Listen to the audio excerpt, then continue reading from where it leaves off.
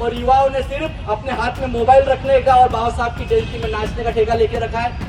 365 दिन अगर सोओगे और एक दिन जागोगे तो कोई भी सरकार तुम्हारी बात नहीं सुनने वाली, क्योंकि तुम सोए हुए समाज हो। ऐसा सोया हुआ समाज अगर बाबा साहब का जय भीम कहता है तो आप जय भीम मत ही बोलो, आप अपनी आइडेंटिटी छुपा लो और उसी तरीके से जीवन जियो। यूजीसी यूनिवर्सिटी ग्रांट्स कमीशन, जिस पर सुप्रीम कोर्ट ने स्टे लगाया है, ये बिल कुछ दिनों पहले भारत सरकार द्वारा पेश किया गया था, जिसके विरोध में एक जाति सामने आई, जिसके समर्थन में एक जाति सामने आई और इस पर स्टे लगा दिया गया सुप्रीम कोर्ट द्वारा, जिस पर अब नागपुर के संविधान चौक पर इस स्टे को हटाने के लिए आंदोलन प्रदर्शन किया गया। एक नजर डालिए इस आंदोलन प्रदर्शन पर।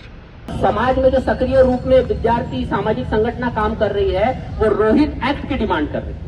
तो हमारी मांग रोहित एक्ट की होना चाहिए। हम पे ये यूजीसी का बिल थोपा जा रहा है, जबरदस्ती थोपा जा रहा है, जो एक तरीके से मजबूत भी नहीं है। तो हमको ऐसे मजबूत कानून की जरूरत है जो हमारे हक अधिकार को रखे, हमारे हक अधिकार को समझे और हमारे लिए काम करे। तो हमें ये सारी चीजों को ध्यान में रखना है। दूसरा, यूजीसी का जो नियम है और जो पुराना यूजीसी का जो नियम है वो ज्यादा हमारे लिए कारगर साबित होता है। पुराना यूजीसी का नियम अगर आपको उसको डेवलप करना है तो उसी को आप स्ट्रांगली इंप्लीमेंट क्यों नहीं करते? आप उसको इंप्लीमेंट नहीं करोगे, आप नया कानून ला दोगे जो हमारे फेवर में बिल्कुल नहीं है।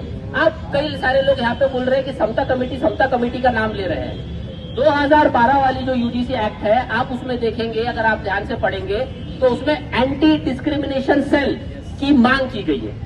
अब मैं बताता हूँ, मैं सेंट्रल यूनिवर्सिटी दिल्ली में पढ़ता हूँ, मैं कई बार जेएनयू में जाता हूँ, हैदराबाद सेंट्रल यूनिवर्सिटी गया, कर्नाटका सेंट्रल यूनिवर्सिटी गया, मैं वहाँ पे कहीं भी इस तरीके के बोर्ड आपको नजर नहीं आएंगे कि एंटी डिस्क्रिमिनेशन इस यूनिवर्सिटी में नहीं होता है। जैसे आप नागपुर यूनिवर्सिटी में भी चले जाएंगे या फिर किसी भी यूनिवर्सिटी में जाइए, ये सामने वाले वसंत और नाइक कॉलेज में चले जाइए, आपको वहाँ पे कई बोर्ड मिल जाएंगे कि ये जो कैंपस है ये एंटी रैगिंग कैंपस है, यहाँ रैगिंग नहीं होती है। अगर रैगिंग कोई व्यक्ति करता है तो रैगिंग करने पर आपको कानून की ये धाराओं के अंदर आपको नियमानुसार आपको पनिशमेंट दी जाएगी। तो इससे क्या हुआ, यूनिवर्सिटीज में रैगिंग का रेट कम हुआ है। सेंसिटाइज किया ना लोगों को। क्या है रैगिंग? रैगिंग भी एक तरीके से मानसिक बीमारी है, हायरार्की के ऊपर आती है। एक व्यक्ति अपने आप को ऊंचा समझता है और नीचे वाले को एक तरीके से दबाने की कोशिश करता है। कास्ट क्या है? एक व्यक्ति अपने आप को जाति के आधार पर ऊंचा समझता है और अपने से नीचे वाले को दबाने की कोशिश करता है। जब एंटी रैगिंग लॉ लाके आप रैगिंग कम कर सकते हैं, सो जो 2012 में जो यूनिवर्सिटी में एंटी डिस्क्रिमिनेशन सेल की बात की है उसको लागू करके आप डिस्क्रिमिनेशन कम नहीं कर सकते क्या? लेकिन 2012 इससे हमको ये साबित होता है कि 2012 में जो नियमावली बनाई गई है उसको पूरे तरीके से और ठीक तरीके से लागू ही नहीं किया गया।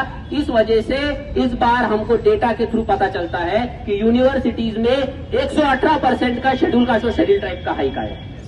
अगर इसी के साथ अगर ओबीसी भी इंक्लूड कर दिया जाए तो मैं आपको दावे के साथ कहता हूं कि 200% के ऊपर का हाइक है यूनिवर्सिटीज में SC ST OBC के डिस्क्रिमिनेशन का। तो ये चीज को हमको ध्यान रखना है।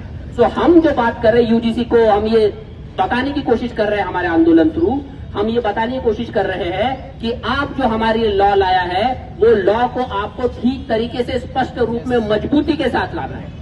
आपने 2012 को जो लॉ लाया है उसको पूरे तरीके से और अपग्रेडेड फॉर्म में लाइए। ऐसा लॉ हमारे ला के सर पे ना ठोक दीजिए जो हमारे लिए किसी काम का ना बने। लाठी तो दिया है ना, वो किसी काम के लुकुचु लाठी टाइप का ना हो जाए, वो प्लास्टिक की लाठी टाइप का ना हो जाए। ऐसी मजबूत ढाल हमको दीजिए जिससे इस तरीके से डिस्क्रिमिनेशन करने वाले लोग और मानसिकता के जो लोग हैं उनको कानून के दायरे में रख के उनको सजा दी जाए और यूनिवर्सिटीज में ऐसा माहौल बनाया जाए कि प्रोफेसर्स हो, टीचर्स हो, वुमेन्स हो, अल्पसंख्यक हो, ओबीसीज हो, विकलांग हो, इनके ऊपर मानसिकता के आधार पर डिस्क्रिमिनेशन ना हो। इसका हम समर्थन करते हैं।